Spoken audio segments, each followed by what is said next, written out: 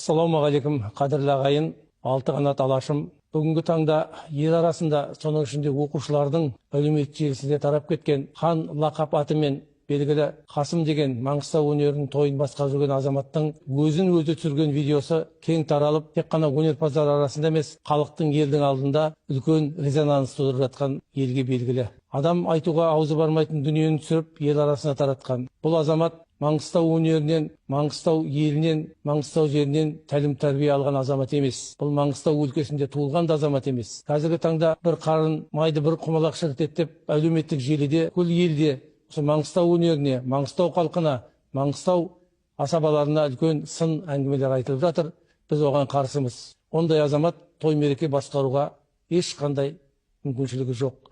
Және осы видеоны таратты деп айыпты болып жатқан жасөспірім азаматтың да болашағы бізді ойландырады. Осының бәрін тексеріп, зерделеніп, ондай айыпсыз адам айыптанбау керек. Егер осы видеоны қандай мақсатпен таратылғаны бәрі зерделеніп, тек айыпты ғана адам айыбын мойнына арқалау керек. Біз ондай азаматтың өнер жолында, той мерекеде, халықтың алдында жастарды тәрбиелеп, жастарға ұлағатты сөз айта алмайтынына сенімдіміз және оның той басқаруына қарсымыз. Солай ма, жігіттер?